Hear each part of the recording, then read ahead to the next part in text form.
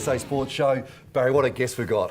You know, well, yes, he's arrived. He's turned up. Real colourful people of football. Yes. Especially during my era, and I speak of no other than Dave Arnfield. Welcome, Dave. Ando, how are you? Very, very well. Yes. And we're speaking off air about some of the stories. As a fitness coach of Port Adelaide for many, many years, and not just under 17s, but a long time at league level. And then also, of course, under Jack Carl with the Para as well. So, what a fantastic career. I mean, what got you going into the fitness aspect?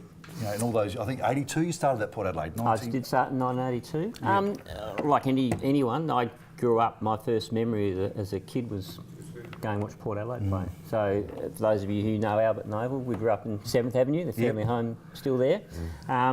So Grandma would come and get me at half time of the league match, and I'd go and watch the second half of the league match and then have a kick on the Oval on Albert and Oval after. Eric Freeman was my childhood hero. Yeah. Sunday morning I used to go around and watch him train, and I actually met Eric Freeman when I was this big. So that's how it started.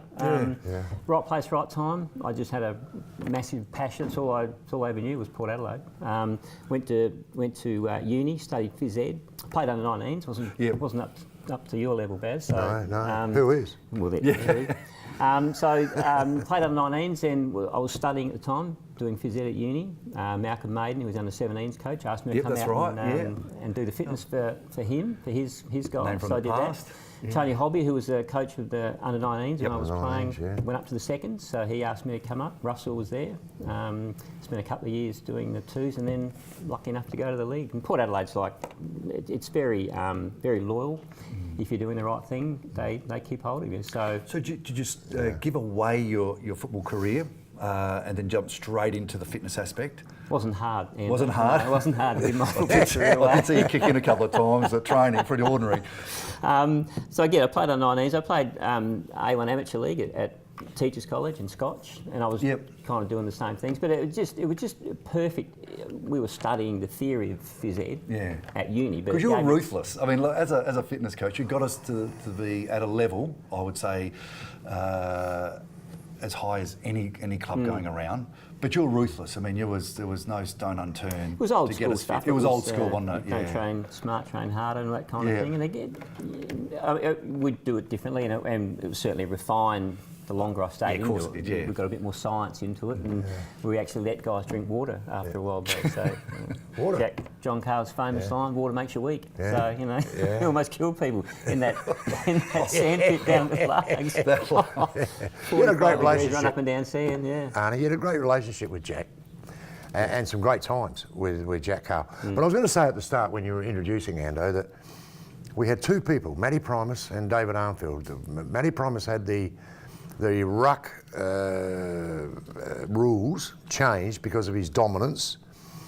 You had the runner's job changed because of being a pest, because you were out there so often and you did a lot of things out there that were against the grain. Heard that. I have heard. But you changed the rules. They changed the rules because of you. Yeah. Well, it's funny, in the SANFL, we got away with a lot. I remember Brian Cunningham, who was a CEO, obviously, of Port Adelaide for a long time. When we got into the AFL, Brian, the week before our first game against Collingwood, he brought us, Jack and I, into his office, sat us down and said, "Listen, guys, these guys don't muck around. Like, you can't get away with what you got away with for the last 15 years. And Jack, no worries, that was ridiculous. That won't happen, AFL we're not going to do that. We just can't afford the fines.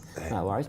Halfway through the second quarter, the first game, so this is a week later after in the office, halfway through the second quarter, phone goes off. Jack, go and tell Brian Sheehan. Brian Sheehan umpired 1,000 AFL games. Yeah. He was umpiring the Port Collingwood game. Go and tell Brian Sheehan he's cheating. How'd I go? I'm the MCG. I'm getting beaten by Collingwood. Went up to Brian, Jack reckons you're cheating. And he looked at me, and his face was just, you can't be that stupid. He didn't report me. He just I think he felt sorry for me. He literally could not believe that I would go out and say he was cheating. Because you're ruthless on that. I mean, I still remember having a tussle. Look, I think it was Trevor Rowe from Centrals. We're on the wing, so I'm on the wing closest to the coach's box. They've kicked a goal. You've gone out, spoke to someone in the centre. You've come back, and I'm tussling with him. You've given him the biggest bake of all time, like the biggest bake. And I've just gone, oh, that's unbelievable. Thank you so much as you're running back. You know, there are times I really liked you as well, as much as those T400s, which I hated you for. But you just... Gold, you weren't allowed to talk to players, obviously. Of course not. No. So I was probably talking to you. Of course you were, that's what it was. And he thought I was talking to him. He overheard it, and got a bit shell-shocked. Yeah. One of the great stories about you, Arnie, was during an after-match presentation one night at Alberton, which I've done for the last 30-odd years and whatever, with Jack. And Jack used to give his 3-2-1. After he finished talking about the game, I'd say, righto, Jack, give me your 3-2-1, mate, for today. And he said, I'll give 3 votes to Russell Ebert, who was brilliant in the middle, absolutely brilliant, slaughtered him. 2 votes I gave to Greg Phillips at centre-half back, Rock of Gibraltar, great game today. And 1 vote I gave to David Arnfield. Because he plugged so many holes up there today, again, and from start to finish, he was brilliant. Now, you did that, Arnie. You don't... I remember when I first started, they let you basically wear... we had our black and white tracksuit. That's so right. It was obviously very similar to the strip. Yeah. So they actually changed that. I'm not saying it's because of me, but they actually changed the runners to different colours so you couldn't actually do it. I mean, there was... look, we never sat down and said, do this or go stand in the way, but it kind of evolved over a period of time. Because you really took the running aspect to another degree. I mean, because of your passion. I mean, you spoke to the players as a captain would toss the coin. You spoke to the players. You showed a lot of emotion. It was fantastic actually, and I actually try to put a bit of that into my own coaching because I thought it was absolutely brilliant. That's a hard day's work.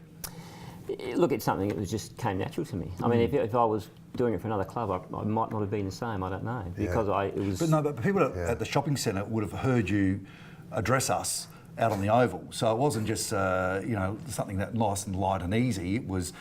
Basically, you got to get out there and you're going to walk. Yeah. Well, I think that's probably the success of Port Adelaide has always been that we always expected to win, as you would know. Yep. No matter where we were in the table, and most of the time we were pretty high. But there were times where we weren't as good as other sides, and we won premierships. You would have played premierships. Yep. We weren't necessarily the best team, but you just had that expectation we were going to win. I think coming from where we, our western suburb, school of hard knocks kind of culture. Was backs against the wall. We loved the fact that everyone else didn't like Port Adelaide. It was us against the world. We used that all the time. Yeah. So Dave, can you stay with us? We've got to go to a break. I want to talk about, you spoke about success. I want to talk about some of the grand finals and some of the incidents that you were part of, which you probably didn't want to be after grand finals. They are very, very funny. I'm looking forward to chatting to you. Can you stay with us up? Absolutely. Stick around. Okay, we're back after the break.